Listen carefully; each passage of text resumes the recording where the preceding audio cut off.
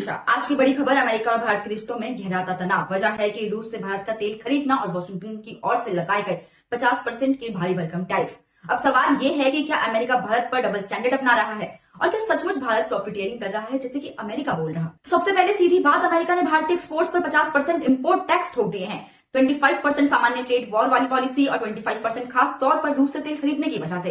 भारत ने भी साफ कहा कि ये कदम अनफेयर, अनजस्टिफाइड और अनरीजनेबल है। अमेरिका के ट्रेजरी सेक्रेटरी स्कॉट बेसेंट ने कहा कि भारत रूस से सस्ता कच्चा तेल खरीदकर रिफाइन करता है और फिर प्रोडक्ट्स को एक्सपोर्ट करता है। उनके शब्दों में, दे आर जस्ट प्रॉफिटियरिंग। और तो और बेसेंट का दावा है कि इससे भारतीय कंपनियों ने $16 बिलियन की एक्सेस प्रॉफिट कमाई है। इसका मतलब कि सीधा आरोप लगाया गया है कि भारत ने रूस यूक्रेन युद्ध का फायदा उठाया। भारत ने भी जवाब दिया कि हमने तेल इसलिए खरीदा क्योंकि ग्लोबल मार्केट में सप्लाई शॉर्टेज थी। अगर भारत ना खरीदता तो यूरोप और अमेरिका को ही दिक्कत होती। साथ ही में विदेश मंत्रालय ने भी कहा कि अमेरिका और यूरोप खुद रूस से अलग अलग प्रोडक्ट्स खरीदते हैं, जैसे कि यूरेनियम, फर्टिलाइजर्स, पॉलेडियम।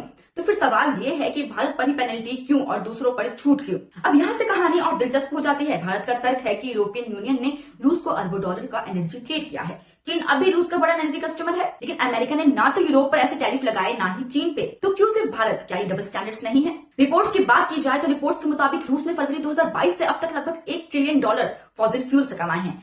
इसमें से $300 बिलियन ऐसे देशों से आए हैं जो खुद रूस पर सैंक्शन लगाते हैं। यूरोप ने अकेले ही करीब $242 बिलियन चुकाए हैं। इसके मुताबिक भारत की हिस्सेदारी लगभग 13% बताई जा रही है। तो सवाल ये है कि अगर मंशा रूस की आमदनी रोकने की है, तो सबसे बड़ा कस्टमर यूरोप क्यों बचा हुआ है? जी हाँ, अब आपको इसमें एक और अहम पहलू बताते हैं कि अमेरिका के LNG डील्स, यानी कि यूरोप ने अमेरिकी गैस पर $750 बिलियन का कॉन्ट्रैक्ट किया।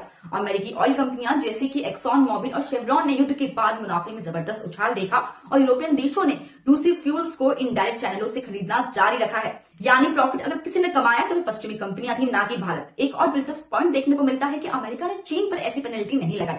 तो आखिरकार क्यों?